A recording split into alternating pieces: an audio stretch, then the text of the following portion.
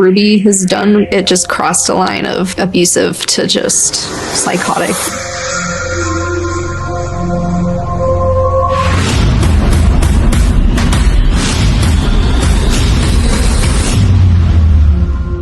Weird things started happening. Ruby said the children were demonically possessed. Our entire schedule revolved around YouTube. It felt more like a set than a house. Oh. Sit her down on the flipping couch. Okay, move it. If I hear one more word, get out. I just had a 12-year-old boy show up here at my front door. He's got duct taped around each ankle. He's obviously covered in wounds.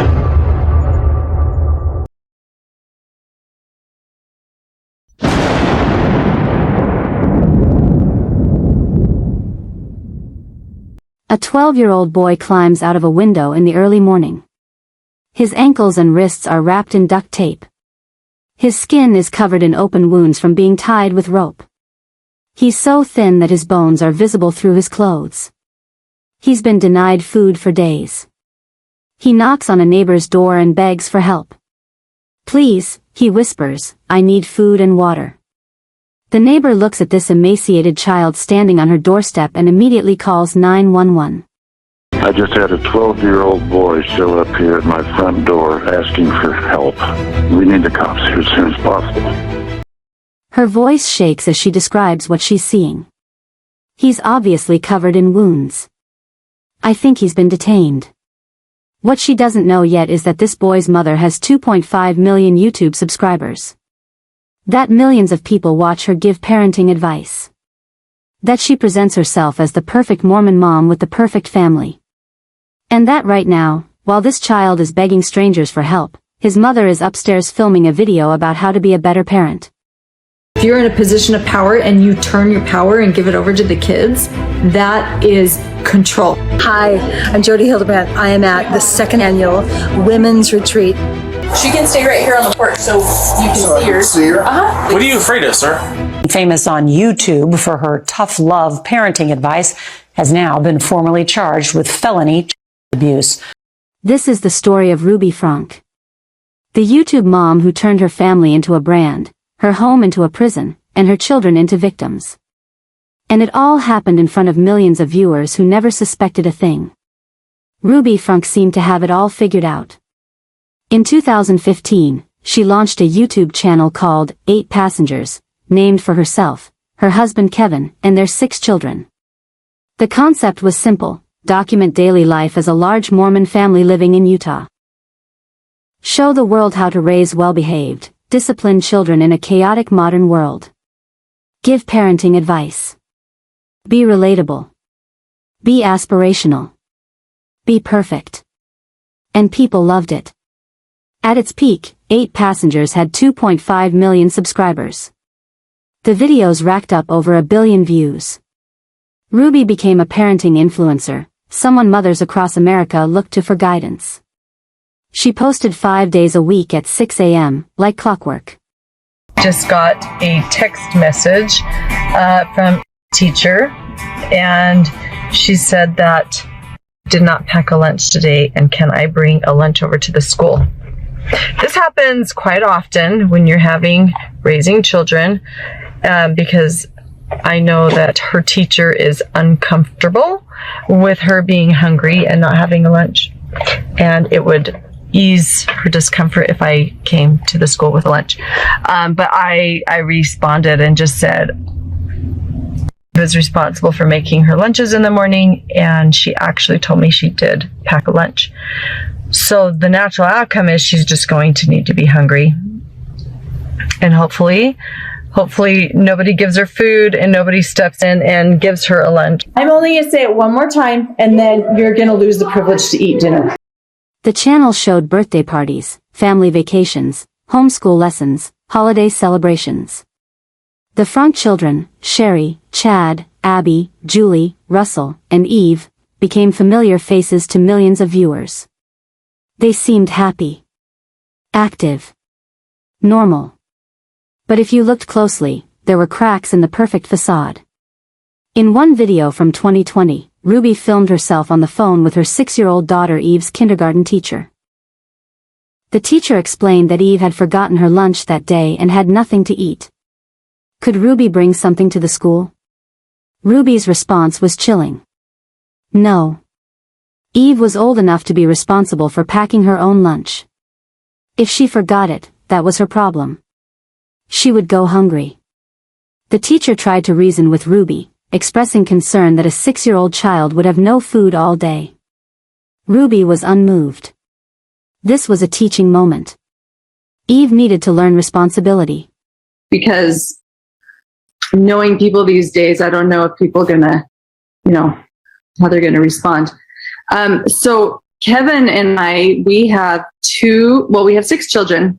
The 2 youngest are showing long patterns of selfishness. They have been showing, through their choices, their unwillingness to repent, their unwillingness to feel sorrow over some pretty egregious choices that they've made. So Kevin and I have decided that we are going to give the gift of truth to them this year for Christmas. We are going to give them the gift of boundaries, and we're going to give them the gift of repentance. So we sat down with them, and we told these 2 what our expectations were again, and we let them know how deeply sorrowful we've been because of the choices that they've been making, and how it's affected their teachers at school, it's affected their peers, it's affected our home, the siblings, and we just laid it out very clear. And we told them that this year they are not going to be visited by Santa. So they will, and we prepped them. We let them know that the Christmas morning, their 4 older siblings will be getting Christmas presents to open, and that they will have the gift of love from their dad and I, because we want them to really have a visceral experience that hits them. So up until now, I was really hoping that keeping them home from school and wiping the floorboards would really bring pain. Oh my gosh, I really want to change this behavior that I've been exhibiting. And it didn't, it wasn't painful for them. They're like, oh yay, we get to stay home from school and clean floorboards. This is kind of fun. It's so, they've had these visceral experiences, and they haven't affected them. It's because they're so numb. And so the more numb your child is, the greater experience, the bigger the outcome. They need to wake them up. You're not going to push a boulder with just your hands. You need some real leverage. And the biggest leverage that a little child has is probably Santa Claus.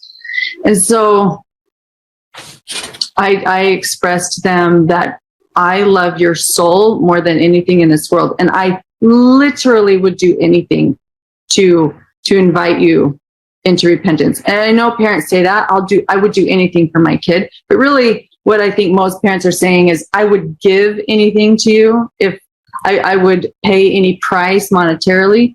I don't know how many parents are actually willing to put any boundary in place that would bring a turnaround, that would really bring repentance. So that is our gift.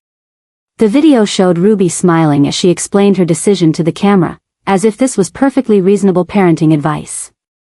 Viewers were disturbed. Comment sections filled with concern. But Ruby dismissed the criticism. People were too soft on their children these days, she said. Her methods worked. Her children were learning. Then there was the incident with 15-year-old Chad. He had pulled a prank on his younger brother Russell, a harmless joke between siblings. Ruby's punishment? She sent Chad to a wilderness camp for troubled teens. When he returned months later, his bedroom had been removed. All of his belongings were gone. He was forced to sleep on a beanbag in the living room. For 7 months. A teenage boy with no privacy, no space of his own, sleeping on a beanbag while the rest of the family had bedrooms. When viewers questioned this, Ruby doubled down. Privacy was something children had to earn, she explained. Her kids would get privacy when they turned 18. Until then, everything they did was subject to her monitoring and approval. Another video showed Ruby threatening to cut the head off of her youngest daughter's stuffed animal as punishment for some minor misbehavior. In yet another, she told 2 of her children that Santa Claus wouldn't be bringing them anything for Christmas because they were too numb to respond to other forms of punishment. They didn't deserve presents. You're gonna have to go find your shorts. Oh, did you see the socks you threw at the side of the garden? And you are not going anywhere unless you pick up your junk.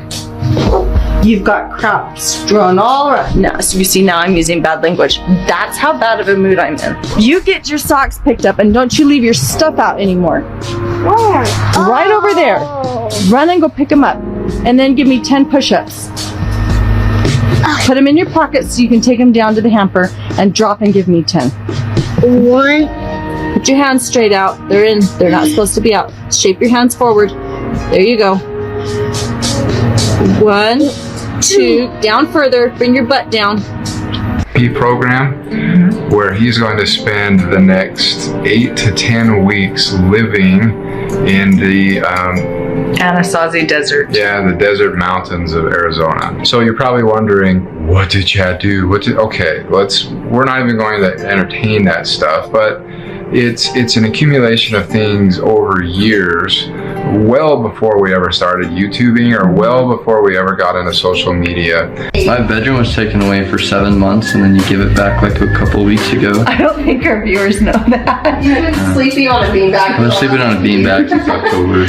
And they gave my room back like 2 weeks ago. And the things that we show and share and the things that many of you are criticizing and calling are actually things that mental health professionals have counseled us to do. We got accused of child abuse when we sent Chad to Anasazi. Guess what? The first thing that they did was take a bed away. A Change.org petition was created by concerned viewers, reporting what they believed was child abuse and neglect. Thousands of people signed it. They begged authorities to investigate. They said the Frank children were being harmed. Ruby and Kevin responded with a joint statement defending their parenting. Everything was being taken out of context, they said. The internet didn't understand. They were good parents. They loved their children. But viewership on 8 Passengers began to decline. The controversial parenting style that had once made Ruby famous was now making her infamous. People stopped watching. Advertisers pulled out. The perfect family brand was crumbling. In 2022, everything changed. Ruby and Kevin separated. Kevin moved out of the family home. Ruby took the children and disappeared from public view. The 8 Passengers YouTube channel went dark. For months, there was silence. Then Ruby resurfaced. But she wasn't alone. She had a new partner. A new guru. A new person telling her how to live her life and raise her children. Her name was Jody Hildebrandt. Jody Hildebrandt was a licensed clinical mental health counselor who ran a life coaching company called Connections. She specialized in Mormon family counseling and presented herself as an expert in relationships and parenting. She was a powerful voice within the LDS community, confident and charismatic.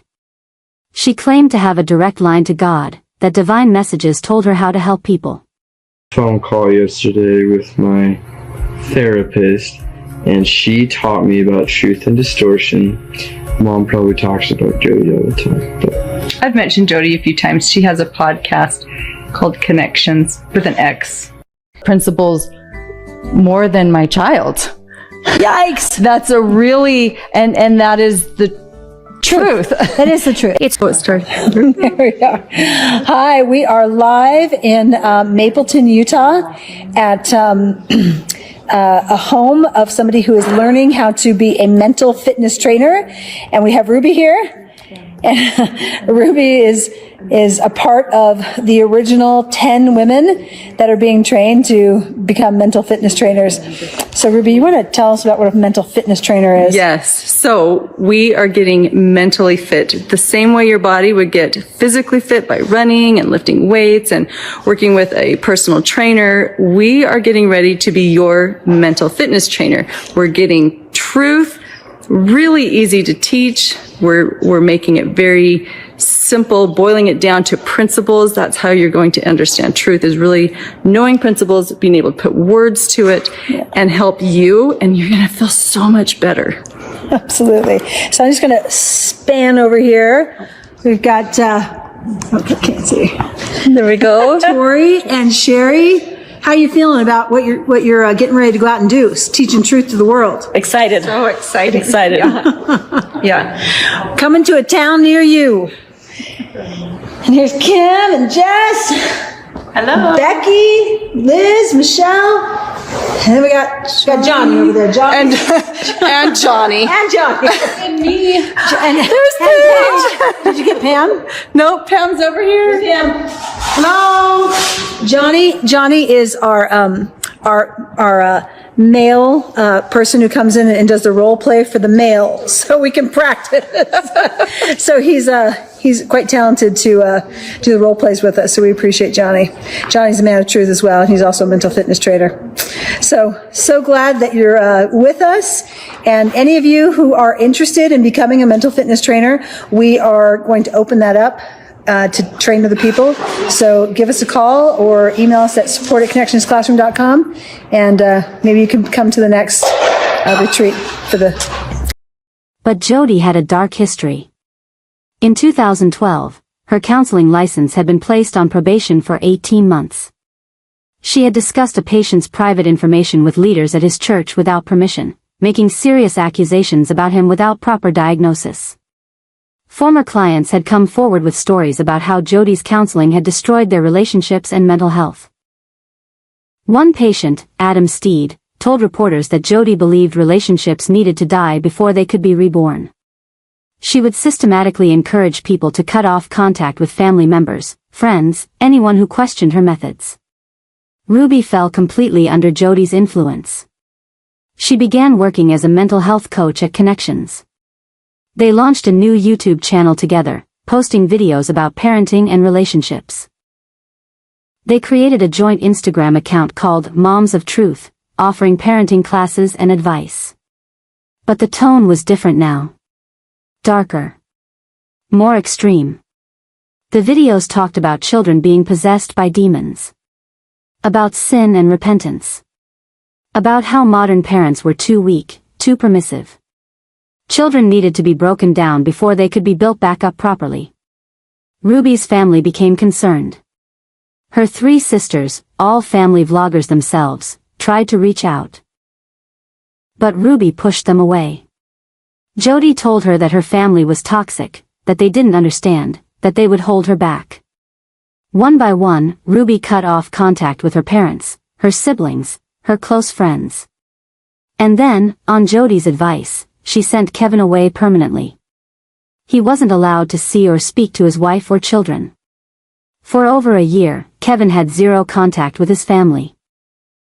Ruby moved her 2 youngest children, 12-year-old Russell and 9-year-old Eve, into Jody's house in Ivins, Utah, just outside St. George. The other 4 children were scattered. The oldest daughter, 20-year-old Sherry, had already moved out and was in college. The remaining children were sent to other relatives or kept isolated. The family was fractured. And behind Jody's closed doors, something terrible was happening. Russell and Eve were living in hell. So let me tell you a little bit about what I've been doing. For the last 20 years, I've been trying to figure out how to help my clientele. I've been working with tens of thousands of people for 20 years, and I've been asking God about how to help heal them from this array of mental and emotional illness, okay? And so I have been on this journey trying to understand how to use principles that are God's in helping people heal. Sure enough, I ended up with an eating disorder, right? I started trying to control everything because I had no outlet to emote my emotions. I had nobody there to validate me and say, yeah, that makes sense that when your brother, put you into a pretzel, that would hurt and that you would want to tell him stop. You don't like that. I wasn't allowed to do that. Here's the key. This is the key. Responsibility. Responsibility. I am responsible for 3 things. I've learned this over the last decade plus. I am responsible for my own perception, which means my thoughts. And then when I perceive, I then feel emotions. And when I feel emotions, it's because of my perceptions. And when I perceive and then feel emotions, then I choose to behave. And so I'm responsible for that whole process. In everything. Even when I'm depressed. So when I talk to people, they'll say, yeah, that's nice and good, but I have depression. And I'm like, okay, wait, stop. You missed what I just said to you. And then they'll say to me, are you suggesting that I'm responsible for my depression? And I'll say, yes, you are. That's one thing. If you don't know me, I'm really blunt. Really direct. Some people hate that. Some people love that. It's like, tell me more. In a handwritten journal that would later be discovered by investigators, Ruby documented their daily abuse with chilling matter-of-factness. The entries began in May 2023 and continued through August. May 30th, Russell refuses to do wall sits. The next day, Ruby writes that Russell must stay outside. Sleep outside. He's only allowed to enter the house to shower or use the bathroom. Otherwise, he sleeps on the ground in the backyard. The entries continue. Russell and Eve are forced to stand in the rain for hours as punishment. They're made to fast for days at a time, not eating or drinking anything except what Ruby decides to give them. When they do eat, it's nothing but plain rice or oatmeal. No flavor. No variety. Just enough to barely keep them alive. Ruby writes that Russell ran away in the middle of the night in mid-July. She found him 2 hours later. Instead of wondering why her 12-year-old son was so desperate to escape that he fled in the darkness, she punished him more severely. She took him and Eve on a 4-hour car ride to Gunlock Lake, then forced them to do manual labor outdoors in the brutal Utah summer heat. No sunscreen. No adequate water. Russell developed severe sunburns that blistered his skin. He worked through the pain while Ruby watched and wrote in her journal about how he needed to repent. The journal entries are filled with religious justifications. Ruby writes that both children are possessed. That their behavior is satanic chaos. That they are furious their selfish sinful lifestyle is being intervened upon. She says Russell needs God, that she invited him to fast and pray, that he is in and out of possession. She genuinely believed she was saving her children's souls by torturing their bodies. On July 14th, Ruby writes about Eve refusing to work. The punishment? Her head was shaved. A 9-year-old girl, humiliated and degraded because she dared to disobey. But the physical abuse was even worse than the journal revealed. Prosecutors would later describe the conditions as comparable to a concentration camp. Russell and Eve were tied up with ropes so tightly that it cut into their skin, leaving deep open wounds. When the rope wasn't enough to keep them restrained, Ruby and Jody used duct tape, wrapping it around the children's wrists and ankles. They were isolated from other people. No books. No notebooks. No electronics. No communication with the outside world. Just endless labor, starvation, and pain. And all the while, Ruby and Jody continued making videos for Connections, talking about how to be better parents. August 30th, 2023. Early morning. Russell had had enough.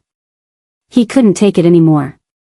While Ruby and Jody were upstairs filming another video about parenting advice, Russell climbed out of a first-story window and ran. His ankles and wrists still had duct tape wrapped around them. His body was covered in wounds, open cuts from the ropes, bruises from the abuse, sunburns that had never healed. He was emaciated, so thin that every bone in his body was visible. But he ran anyway. Hi, my name is Sherry Frankie. My 4 younger siblings are living in Springville, and my neighbors have been telling me that they have been left home alone for about 4 or 5 days. I sound like I'm like a mean barbarian, but I told the kids, I said, I'm not even gonna let you eat breakfast until you get your chores done. Who hate me, who would like to cancel me, who would like to see me either burn in hell, as I have told, or disappear off the face of the earth, and I'm not going anywhere. He knocked on a neighbor's door.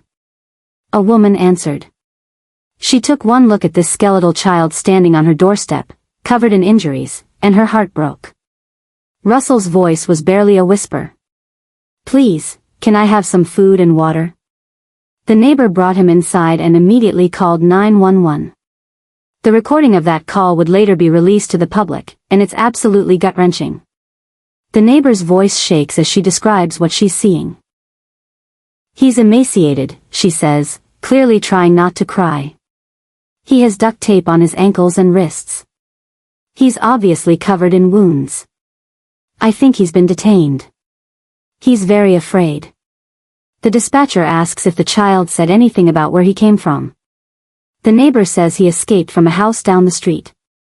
He says his 9-year-old sister is still there, in the same condition. Police arrived within minutes. Officers rushed to Jody Hildebrandt's house. They found Eve inside, just as malnourished and injured as her brother. Both children were immediately taken to the hospital for medical treatment. The doctors and nurses who treated them were horrified. One paramedic would later say that seeing Russell's condition made him break down in tears. It was one of the worst cases of child abuse he'd ever seen. Ruby Frank and Jody Hildebrandt were arrested that same day. I just had a 12-year-old boy show up here at my front door asking for help. And he's said he just came from a neighbor's house, and we know there's been problems at this neighbor's house. He's emaciated, he's got tape around his legs, he's hungry, and he's thirsty. And he asked us to call the police. So he's very afraid. Okay, and are the neighbors out of their home, or is anybody looking for them that you can see? No. Our homes are far enough away. I'm not sure. How did you get out of the house?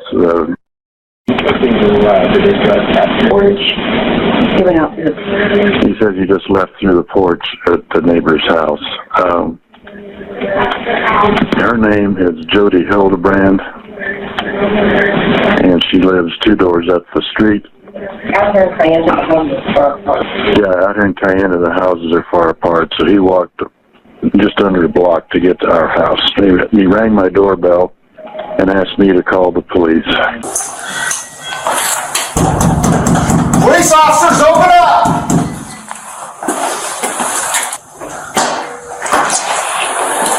Jody, I need you to step out. I have my turn. That's great. Step out of the house. No, I'm not gonna step out of the Step house. out of the house. Step out of the house. Whoa, whoa, whoa, whoa, whoa! We're just gonna Whoa, whoa, whoa. We're gonna be out front. Wait a minute, how do you come to my house? Right there. They go into my house. So have a seat right there. Do you have a search warrant? Have a seat right there. Do you have a search warrant? Have a seat right there. I'll explain everything after. Have a seat right there. Do you have a search warrant, sir? We're searching the house. I can tell you what's in the house. Okay. Just have a seat right there for me. Do you have a search warrant? We'll explain it after this. You can't just come into my house without a search warrant. We'll explain everything after this, ma'am. Okay. Well, that's one of the reasons why we're here. So we'll explain after everything's done, after we clear the house and make sure everything's fine in But there. why are you coming into my house without a We'll search warrant? explain it after this. But that doesn't make sense. You come into my house and do what you want, and then you tell me you don't have a No, warrant? we'll explain why we did. But don't you have to have a warrant? Not at this moment, we don't. We're here on exigent circumstances, and I'll explain it after this. They were each charged with 6 counts of felony aggravated child abuse, 3 counts for Russell, 3 for Eve. Each count carried a possible sentence of 1 to 15 years in prison. When news of the arrest broke, it exploded across the internet. Ruby's oldest daughter Sherry, who had been trying to get authorities to investigate for over a year, posted a photo of police business cards on her Instagram story with one word, finally. The public was stunned. How had this happened? How had two women tortured children for months while posting parenting advice online? How had nobody stopped them? As investigators dug deeper, more disturbing details emerged. A search of Jody's home revealed journals, documents, and evidence of systematic abuse. In Ruby's journal, she had written detailed accounts of the torture, framing it all as religious instruction. She genuinely believed she was casting demons out of her children. She thought she was saving them. Jody, meanwhile, compared herself to a biblical martyr. In a recorded phone call from jail, she said she was going to prison unjustly, that history would vindicate her, that she knew the power of her example. She showed no remorse. None. Ruby's family was devastated. Her parents, Chad and Jennifer Griffiths, released a statement saying they'd had only brief communications with Ruby for the past 3 years, during which she had accused them of things that never happened. Is there anybody else in the house? Yes. 2 kids? There's a little girl. Just one? She's right over here. Okay. How old is she? She'll be 10 next week. Okay. And she's on this side? Mm-hmm. I have Airbnb guests over there. Probably scared me to death. Okay. Adam, I know you have a flight to catch, so they're just... Well, so they're in your home because you lied to them about... Yeah, I've got a police officer standing right here. Okay. So, I don't want you to miss your flight, so... Well, I'm not going to miss my flight. I'm okay for a minute. Okay. Have they found her yet? Yeah, they think there's somebody else in the house. There's not. Ruby's brother Bo said he had also been enrolled in Jody's Connections program and watched as Jody systematically isolated Ruby from everyone who loved her. First Bo. Then their sisters. Then their parents and close friends. Then Kevin. And finally, Ruby's own children. Bo believed Ruby had been brainwashed, taken advantage of by Jody Hildebrandt. Kevin Frank filed for divorce in November 2023. He also filed a lawsuit against Jody for medical malpractice and intentional infliction of emotional distress, claiming she had destroyed his family. Kevin maintained that he had no knowledge of the abuse. He'd been kept away from his children for over a year, with no contact, no information.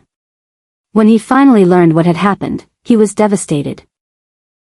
In interviews, Kevin would later say that listening to Ruby testify in court felt like being stabbed, because he still loved her despite everything.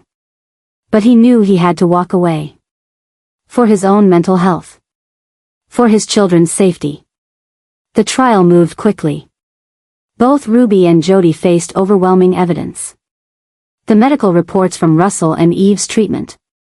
The photographs of their injuries. Ruby's own journal documenting the abuse.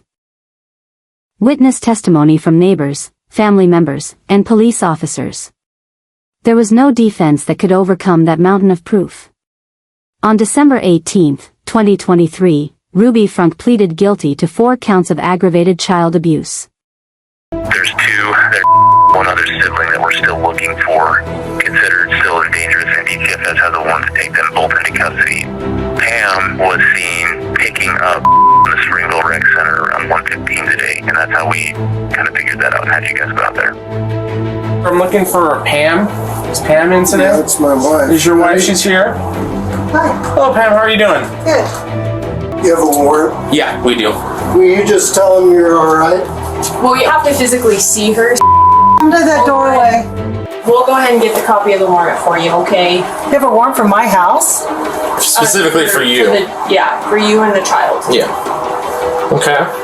So. What is going on? Is Ruby Frankie's daughter. She's a friend of ours. I did make her scrub the floor and they vacuumed and stuff because I have company coming tonight from Costa Rica. Okay. So, but she did it of her own free will. So just to make sure I'm understanding all this correctly, Ruby contacted you around noon. Said she had a family emergency. And needed you to pick up the girls. Yeah, she said, would you mind watching the girls while I'm gone? Because she was leaving. I said, yeah, I could do that because I need some help cleaning. I just went to the pool and said, hey, they have a family emergency. Can I pick up? I said, sure. Your mom said you could come help me clean today. She said, okay. Okay. And what about Ruby just told me she'd be at the Ace Hardware. Is it possible I could talk to you by my car? A little out of so we can just talk? Yeah, she can go in and lock the door. Go in and lock the door. Yep. If this officer goes with you, her, sure. No. No? She can stay right here on the porch so you can So I see can her. see her? Absolutely. What are you afraid of, sir? I don't know what's going on. So that's what I'm going to brief you on, but I want to say... I'm telling you, I'm answering your question. Number one, I don't know what's going on. Number two, I don't want Springville to drive up and you guys whisk her away. Number three, her mom isn't here right now. And I feel like I'm kind of trying to protect her from getting into a bad situation. Do you need medical attention at all? Okay. Is there a reason you're so scared right now? It's us? Okay.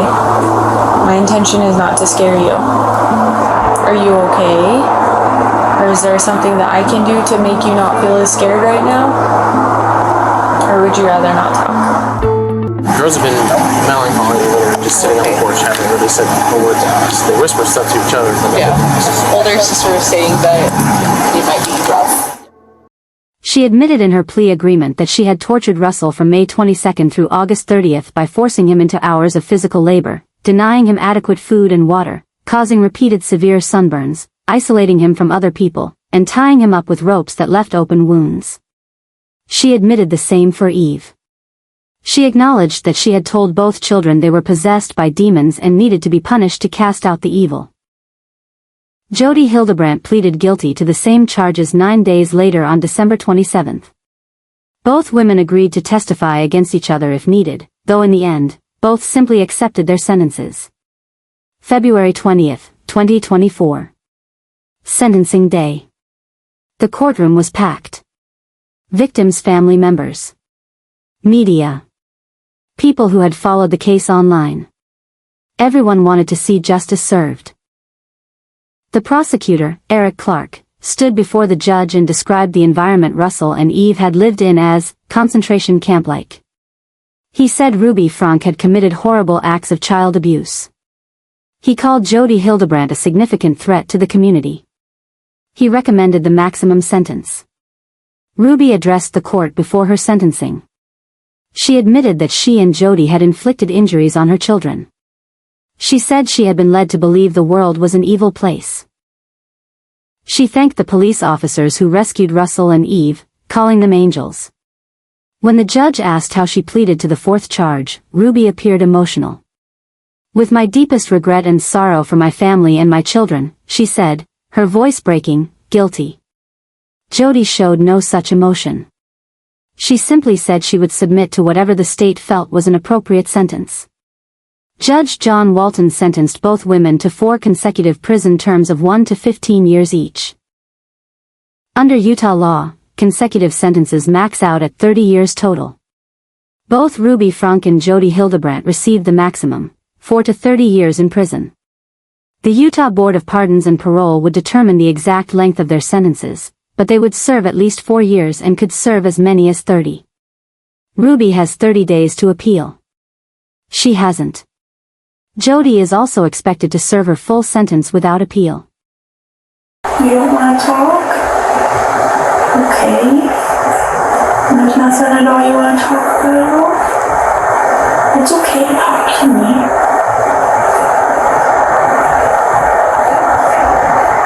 Are you scared?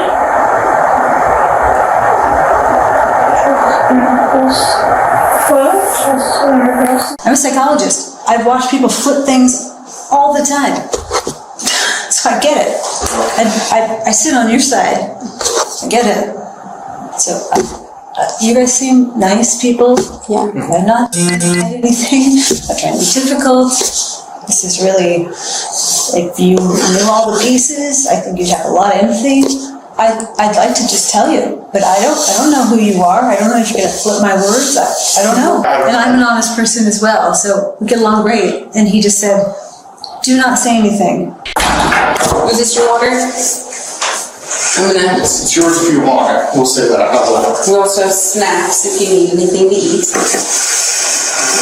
So I know I introduced myself to you earlier, but my name is Detective Bates, and this is Sergeant Tobler. We're just here to talk to you about kind of a few things involving your kids. So first, do you live down here, or?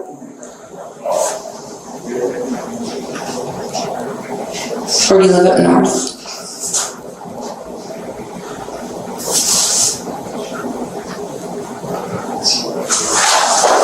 Do you want to talk to me about where you live or how many kids you have?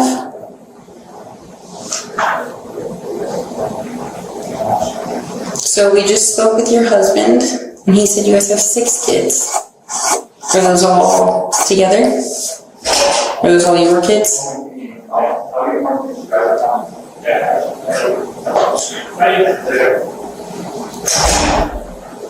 I can wait all day. So it's up to you if you want to talk to us about what's going on.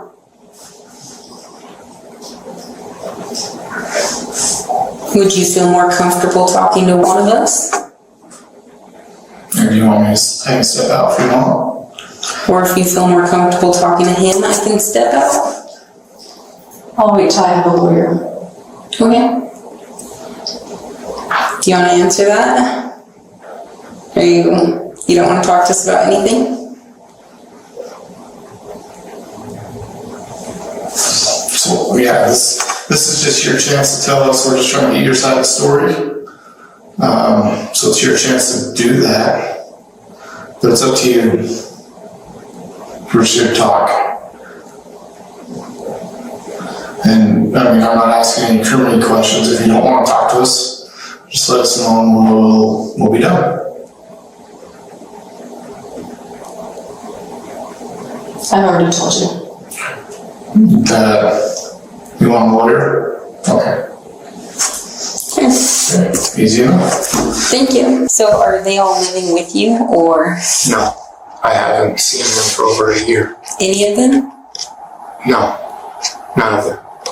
For a year? Over a year. Okay. I've been in a separation. From who? From my wife and family. What's your wife's name? Ruby. Ruby. When was the last time you saw Ruby? The last time I saw her was the 18th of this month. We met she requested me to sign over vehicles, or the titles to the vehicles, the vehicle that she drives, that were all in my name. When's the last time you physically saw her? The day that I moved out, July 24th, 2022. 24th of 2022? Or July 25th. When we separated, we were going on 22 years. Yes. Okay. And during your marriage, how was disciplining your kids? How would you discipline your kids? I'm not going to answer that question. Okay, that's fine. Have you been since separated or since they lived here in the city of Ivins?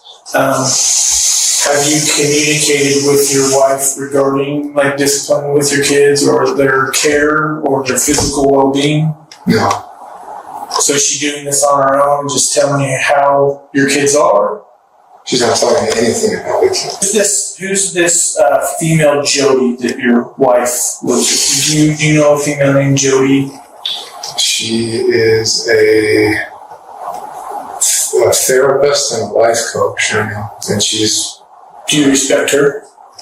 Do I respect her? Mm-hmm. Yeah, I think she's a very honest, truthful person, yes. Okay. You place value on Jody? Well, I don't know what that means. Do you value what she says and how she treats? Is your wife a client of hers? Is your wife a partner of hers? Is your wife a roommate with her? Your kids are living in her house is what I'm trying to say.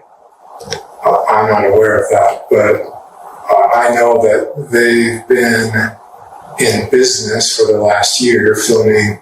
Who's they? Ruby and Jody. They film podcasts, and so every week a podcast goes up and I listen to it. So I don't recall the exact time, but sometime before 11 o'clock today, we received a phone call from 911 on our dispatch that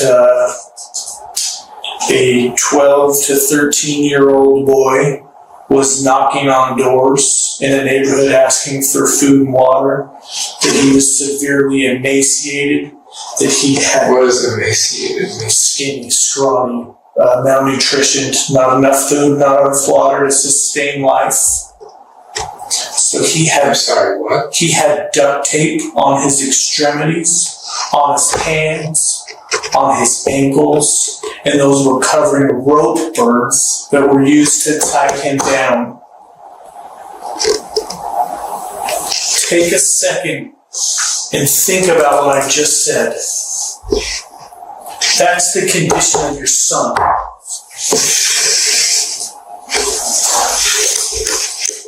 Given that information, your son was taken to the hospital. A warrant has been applied and granted by the Department of Child and Family Services to remove from your wife's care. So no one right now is going to have access to these two children based on their physical condition. Do you understand that? I understand. Would you condone that behavior? Would I condone that behavior? That's my job. My job is to find out your knowledge of the treatment of these based on precious children. No. But again, I don't know the details, or I don't know. But as you described that sounds horrible, disgusting. No human being should be treated like that. Okay. That's my thoughts. But again, we might be different on that.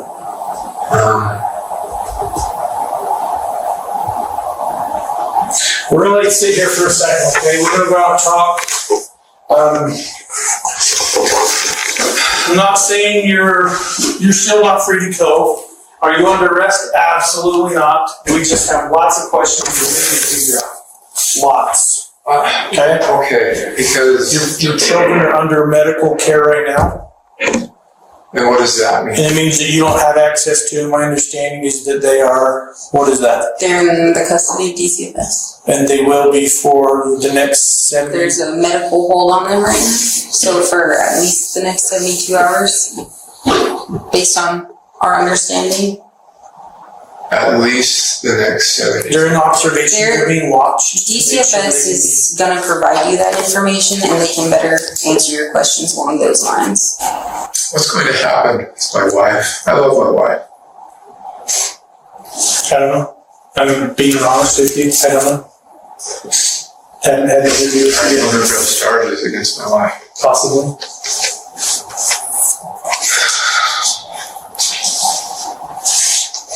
I think given the circumstances, that's highly appropriate, but again, I don't know your wife. I was hoping to gain some insight from you, but I don't necessarily know that that's something you wanted to. I trust her. Or you wanted to travel down with me, so. And not without legal representation. Yeah, alright, I get it. But I love that wife and I trust my wife. And so, I mean, this feels like getting run over by a steam truck while you're sharing with me today. Yeah, I can tell you're caught off guard. I thought I was just coming here to pick up my kids, and for what, I don't know what or why, but.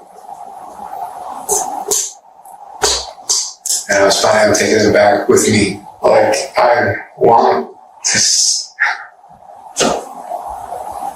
You realize that I have a picture of my family on my wall. I look at it every day.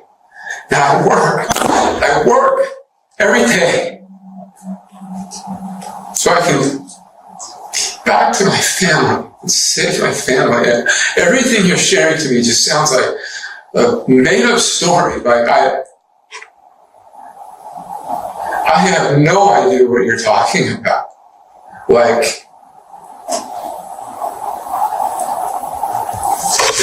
it sounds like a horror movie. As of now, Ruby Frank is incarcerated at the Utah State Correctional Facility. Her parole hearing is scheduled for December 2026, where the Board of Pardons will determine how long she'll actually serve. She's required to undergo mental health evaluations and participate in cognitive behavioral therapy. Jody Hildebrandt is in the same facility, kept separate from Ruby. Prison officials say Jody continues to write journals, still believing her methods were correct. She shows no remorse. Kevin Frank was granted custody of the 4 youngest children after extensive evaluations. Sherry and Chad, the 2 oldest, supported their father's efforts. The family is in therapy. They're trying to heal. But the scars, physical and emotional, will never fully disappear. The case sparked national outrage and a larger conversation about family vlogging. How much of children's lives should be shared online? Who's protecting these kids when their entire childhood is monetized content? Should there be laws regulating family influencers the way child actors are regulated? Ruby's 3 sisters, Julie Griffiths-Deru, Bonnie Hoeline, and Ellie Meacham, all family vloggers themselves, released statements distancing themselves from Ruby's actions. They said they had tried to intervene. They had reported concerns to authorities. But Ruby had shut them out completely.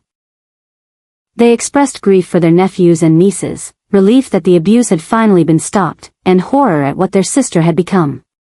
In December 2025, Netflix released a 3-part documentary called Evil Influencer, The Jody Hildebrandt Story. It features interviews with Kevin Frank, Sherry Frank, and Chad Frank. It includes behind-the-scenes footage of Ruby yelling at her children while filming for 8 passengers. So we went down to Jody's house in May of 2021. That was the first time I'd ever been there. And it blew my mind, as I'm sure you have walked in there and gone, how does a therapist live like this? Like, it doesn't really make sense to me.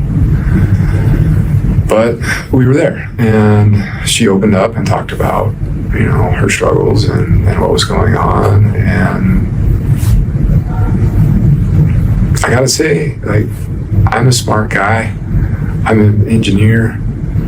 I've designed and helped build some really big stuff. I've been a college professor. I can't explain some of the stuff that happened while we were there.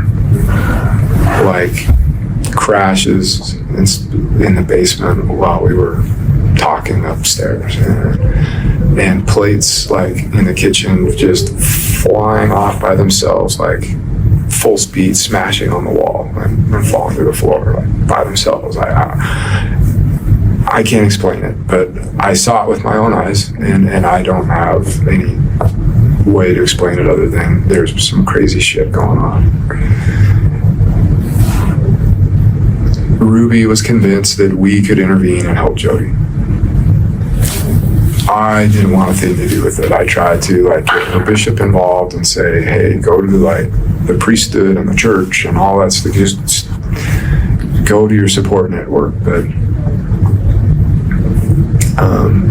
Ruby continued to be like, no, we can help. Like, she doesn't want that. Could you imagine like what happened to her reputation if this got out and stuff? Let's help her.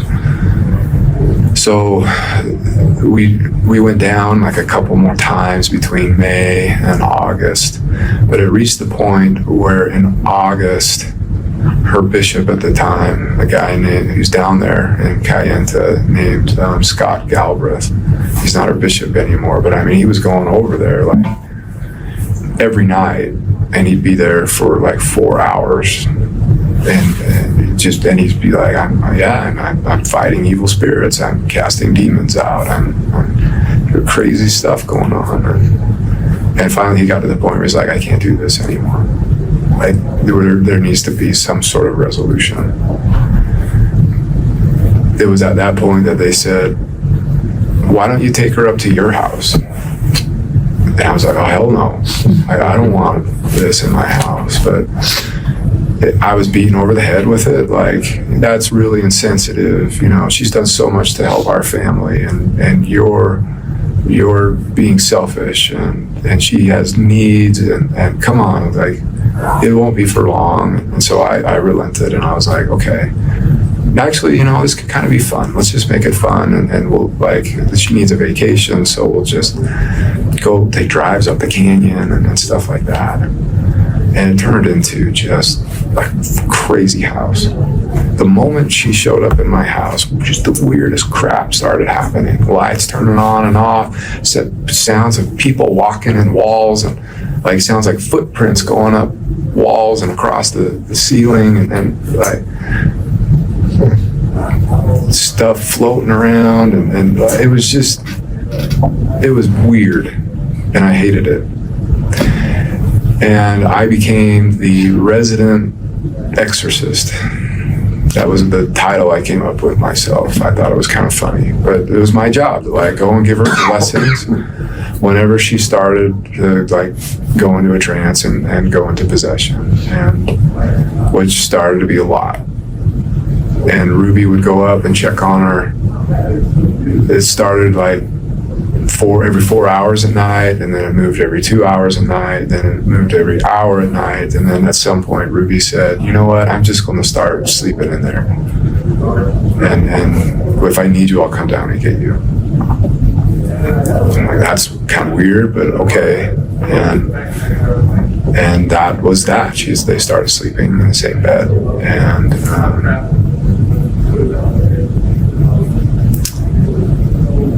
then she started having like trances and stuff. I would say probably September, where she believed that she was going to heaven and seeing God and Jesus and talking with them. And she would get together with Pam Botcher. Ruby, Pam, and Jody would get together and do these interventions. That's what they call them. And so they just go up and lock themselves in a room for 4 or 5 hours, and then they'd come out and they'd all just be on cloud nine, and Ruby would share with me like she had this amazing vision, and I wrote it and recorded it all down, and we have a work to do from God, and you're part of it, and the bishop's part of it, and we're all part of bringing all this stuff to the world. And so it was, and it continued like that until I wanted to move on with life. And I would call it dragging my heels. So that was around October, and Jody flipped out because during one intervention, Chad was in the backyard with a bunch of friends, and it was my job to keep all the kids contained in the basement watching movies or playing video games. And I took the dog on a walk, and I thought they were done, but they weren't done. And Chad had all his high school friends over in the backyard. Jody flipped out. She was ready to come back to Ivan's on her own that night, and Ruby and Pam talked her into staying. But that was the first night where Ruby said, I want a separation from you. And it was an in-home separation. And so it was,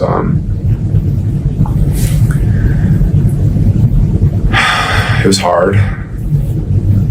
Basically, there were all these rules now placed on me. Like, I could leave when I wanted, but I couldn't come back until Ruby gave me permission. I couldn't come into the kitchen to eat until Ruby gave me permission. And the upstairs where Jody roamed was completely off limits. I couldn't go upstairs anymore in my own house.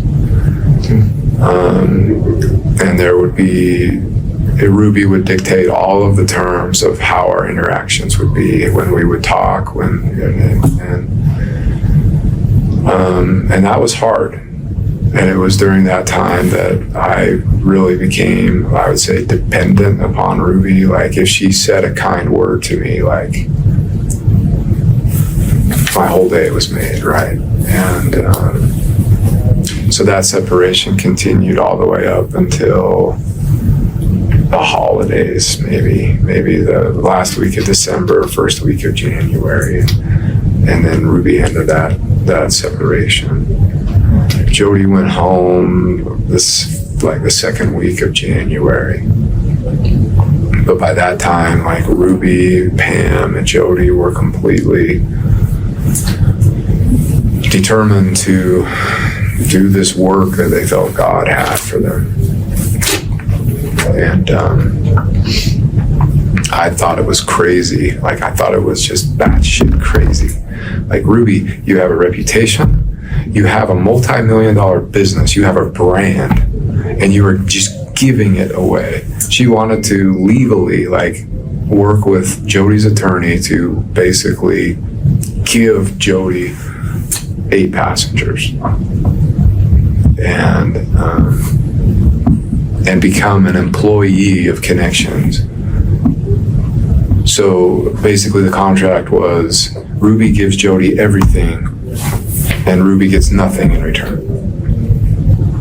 Our manager, our YouTube manager at the time was like, red flags. Like, I don't know how to tell you, she's scamming you.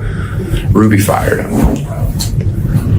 And I was like, I believe our manager, I think he's right. And Ruby started threatening me with another separation.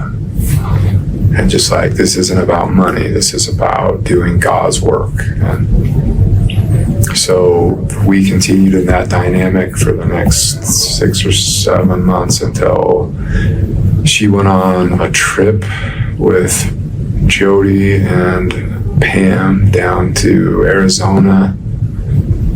And I think they, like, when I read her journal, she went into Mexico or something and bought drugs or something, like prescription drugs for the emergency kits. And when she came back from that trip, before she even brought the bags into the house, she pulled me in and said, I want to talk with you. And that's when she asked me to leave.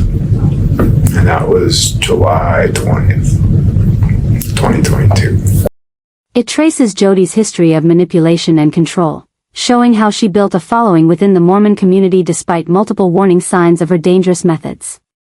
Hulu also released a documentary in February 2025 called Devil and the Family: The Fall of Ruby Frank, featuring more interviews with the Frank family and showing the aftermath of the case. And in 2024, Lifetime made a movie called Mormon Mom Gone Wrong. The Ruby Frank story, as part of their Ripped from the Headlines series, starring Emily Ullerup as Ruby. The case refuses to fade from public consciousness because it represents something deeply disturbing about modern life.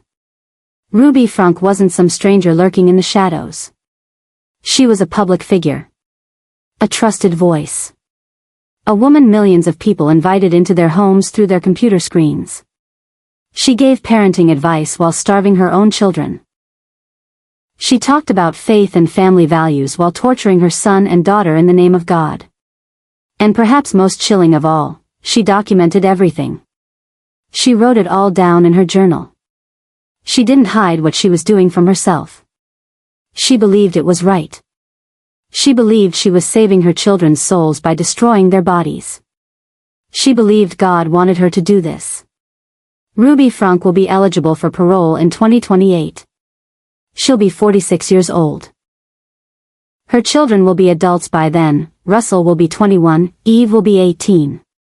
They'll have spent their entire teenage years recovering from what their mother did to them. Will Ruby be released? That depends on the Utah Board of Pardons and Parole. They'll evaluate her mental health progress, her behavior in prison, her level of remorse and understanding of what she did. If she serves the minimum sentence, she'll be out in 2028. If she serves the maximum, she won't be released until 2054, when she's 72 years old. Jody Hildebrandt faces the same timeline. She's currently 56. If she serves the maximum sentence, she'll be 86 years old when she's released. The question everyone asks is, how did this happen?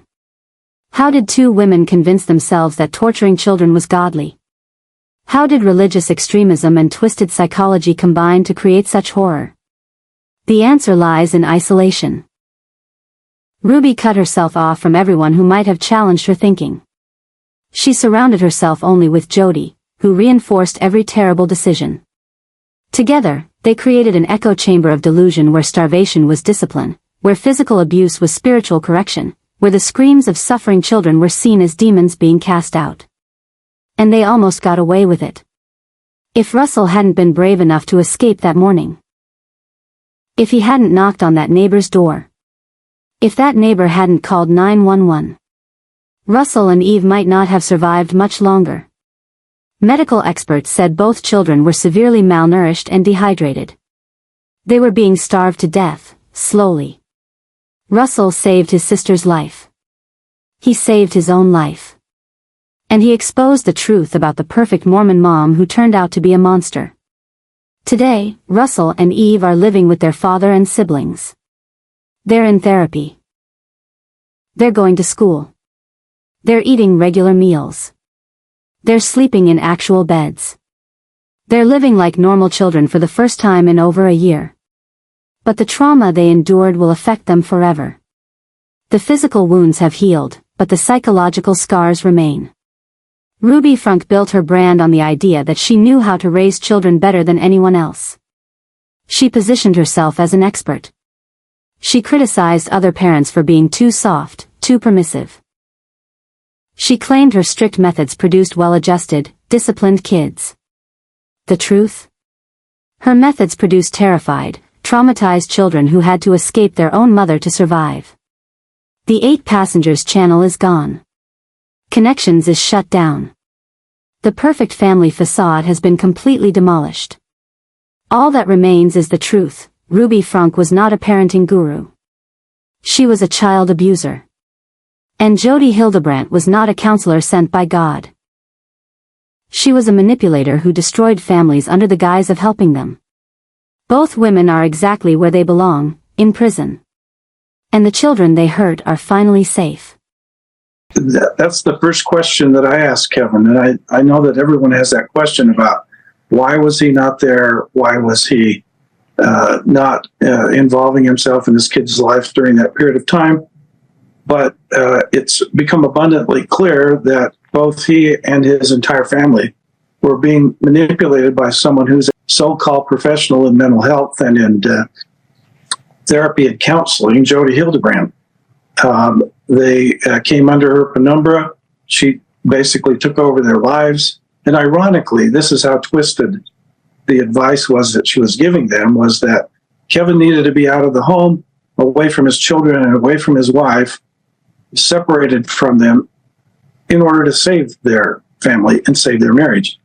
And Kevin's a man who was desperate to save his marriage and his family. He loved his wife, he loved his children, and but took this corny advice of this therapist, and it was absent from the home for 12 or 13 months until all these horrific allegations came forward. What about before then, though? I mean, there are a lot of allegations. With regard to the previous allegations that were referred to DCFS. If he's done nothing wrong, why is the state still keeping control of the kids, right? I mean, if he did nothing wrong in any other case, the other parent would be able to take care of the kids. It's an absolutely fair question, but because of the absence, his absence, and because of the manipulation by Jody Hildebrandt upon these children who she pretty much had under her exclusive control between she and Ruby, there has become a rift. These children have become brainwashed and actually, at this point, are being held by the state in an effort to finalize and get some expert professional help to help them overcome this brainwashing that they have. My choice to believe and behave this paranoia culminated into criminal activity for which I stand before you today ready to take accountability. Jody Hildebrandt was never my business partner, nor was I ever employed by her. I have never received wages from her or connections. Jody was employed as my son's counselor in 2019, and in 2020 I paid her.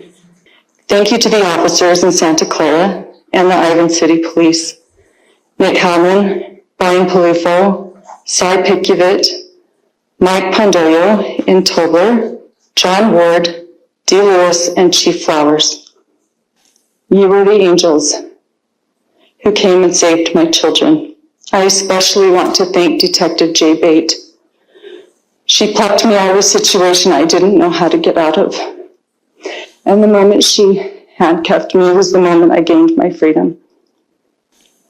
You were not the controlling ones. I was. Thank you to the medical staff at Intermountain Hospital. Your skill, tenderness, and professionalism helped to heal my children. Jody and I inflicted the injuries, not the hospital. Thank you to DCFS, the Children's Justice Center, Judge Basil, and other key adults. You've gathered my children under your wing and offered them love, compassion, encouragement. You were not the ones who were doing the brainwashing. Thank you to my Bishop Tom Hawks and my state president Jim Nilsson for reminding me of the Lord's love for the lost. So much pain and suffering would have been avoided had I followed and heeded your counsel. I was the one who was deceived, not you. Thank you to the Washington County Prosecutor's Office, Ryan Sham, the legal assistants and discovery clerks. Eric Clark, you exemplified to me how justice and mercy are meant to coexist. My charges are just. They offer safety to my family, accountability to the public, and they did show mercy to me. Thank you to my attorney Lamar Winward and his staff. I would not be where I am today without them. Thank you to Randy Kester for your limitless energy in healing my family. My dear friends, Pam and Roy, I'm so sorry for letting you down. Because of your association with me, your innocence was called into question. Yet, when I desired to return as the prodigal sister, unlike the prodigal's brother in the Bible, you synced step with my parents and ran out to greet me. Your capacity to love is unprecedented. Kevin, my husband of more than 23 years, you are the love of my life. I'm so sorry to leave to you to finish what we both started together. The ending of our marriage is a tragedy. It really wrapped around my heart, and a vow I'll never be able to undo. To my babies, my 6 little chicks, you're a part of me. I was the mama duck who was consistently leading you to safety. I can see now, over the past 4 years, I was in a deep undercurrent that led us to danger. I never went into darkness knowingly. I was so disoriented that I believed dark was light and light was wrong. I would do anything in this world for you. My willingness to sacrifice all for you was masterfully manipulated into something very ugly. I took from you all that was soft and safe and good. I took from you your mother. How terrifying this must have been for you. I will stop crying. You're hurting your tender souls. You're so precious to me. I'm sorry. My choice to live in fear of the world has created a great vulnerability and a blind spot for me, where I have broken hearts and I've caused people to suffer and I have betrayed sacred trust. watching my community respond to my charges with justice and mercy and grace and love is all the more evidence to me how wrong I've been. This world is full of really good people. And finally, I'm sorry for twisting God's word and distorting his doctrines. I am humbled and willing to serve a prison sentence as long as it takes to continue unraveling all of the misinformation I have believed and bought, swallowed, and acted out. Sincerely love these children. I desire for them to heal physically and emotionally. One of the reasons I did not go to trial is that I did not want them to emotionally relive the experience which would have been detrimental to them. My hope and prayer is that they will heal and move forward to have beautiful lives. I am willing to submit to what the state feels would be an appropriate amount of time served to make retribution. I don't come today as the daughter of a felon, nor as a victim of an abnormally abusive mother. I come today as a victim of family vlogging. My goal is not to present any idea of a solution to this problem, but to shed light on the ethical and monetary issues that come from being a child influencer. When children become stars in their family's online content, they become child influencers. It is more than just filming your family life and putting it online. It is a full-time job with employees, business credit cards, managers, and marketing strategies. The difference between family vlogging and a normal business, however, is that all the children are employees. Children from before they are born to the day they turn 18 have become the stars of family businesses on YouTube, Instagram, and other social media platforms. Utah is specifically a hotspot for family content due to the LDS culture around family and the goal to share the church with the world. We also have large families, which makes family content more lucrative. Specifically, many parents film their regular family life as an online video blog called a vlog. But I want to be clear that there is never, ever a good reason for posting your children online for money or fame. There is no such thing as a moral or ethical family vlogger. At first, family vlogging is an alluring business that can bring high revenue. For my family, it became the primary source of income, as is often the case with most full-time family vloggers. Many child influencers are paid for their work, as I was, and this money has helped me in my adult life. However, this payment was usually a bribe. For example, we'd be rewarded $100 or a shopping trip if we filmed a particularly embarrassing moment or an exciting event in our lives. Or other times, simply going on vacation was expected to be payment enough, because most kids don't get to go on regular and expensive trips. Never mind the fact that the child's labor is actually what paid for the vacation or trip. There is no law in place to guarantee that child influencers get any money from their work. If a family account does not become an LLC, parents are taxed heavily for paying their children. But parents also receive tax write-offs for the regular clothes that they wear, the gas money used to drive places, and even the houses they live in. Anything that is filmed can be written off. And even after registering their business as an LLC, there is no guarantee that children will get paid. Any payment that does happen is under the table with no paper trail. And how do we determine how much a child should make from appearing in family content? What price is worth giving up your childhood? But despite any monetary payment children may receive, don't let this excuse the 24/7 labor that these children are subjected to. As a child, I was fully aware that I was an employee. The business was successful when I was happy or when I shared my hardships with the world. Some of our most popular videos were when my eyebrow was accidentally waxed off and the whole world saw a crying teenager when I just wanted to mourn in private. Or the time I was violently ill and got the leading role in the video that day. My friends became scarce because dates were filmed and none of my friends wanted to be on camera. The camera never stops and there is no such thing as a break from filming. At the time, I tell you I had a choice in what was filmed, but I've come to learn that every child influencer, in a way, suffers from Stockholm Syndrome.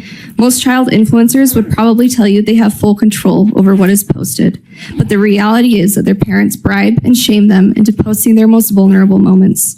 In fact, many child influencers may tell you that they enjoy their work because of the monetary perks they receive or the fun experiences that they can have. After all, what child would say no to a fun vacation or shopping spree if all they needed to do was film an embarrassing moment? But as children, we do not understand the consequences of filming our lives and posting it for the world to see. We cannot give consent to our parents to post our lives. In any other context, it is understood that children cannot give consent. But for some reason, people think family vlogging is different. I hope you have a lousy day at school. Don't be nice to anybody. Stay flat. Let people squish you. Bye. What are you crying at? What's your problem? Sherry's crying. The good news is I did it on purpose. I obviously have no taste because this is terrible. Has your mother ever ruined your life? Whatever. Do you want me to do it rounded? Nope. She was turned on by her pet, and now she feels like she's been turned on by her own mother. And her feelings are legitimate, and she has every right to be mad. I should have deliberated a little bit more with Sherry and told her, hey, this is what I'm thinking of doing a little differently. What do you think? Instead, I just assumed she would like it, and I did it without consenting with her. So I owe her the biggest apology. Come on. No, there's no presents for me. There's presents for Mom. It's Mother's Day. Well, I don't like it. Well, we love Mom. What I lose sleep over is when kids start self-sabotaging their own efforts.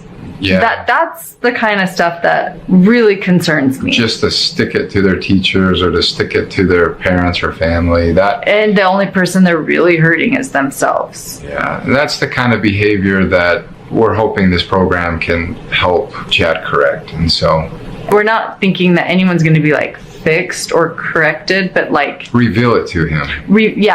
That's a good way to say it. Yeah, because no one can fix anybody. A person has to choose if they're going to make changes in their lives. And so I think this experience will reveal Chad and everyone else who's out there to themselves, and they can learn to better themselves or just stay in the mud. Yeah. Hello and welcome to Connections. We're so glad you're with us. When I first started getting to know you, she's like, anger is my favorite emotion. I'm like, I don't know what I'm dealing with here.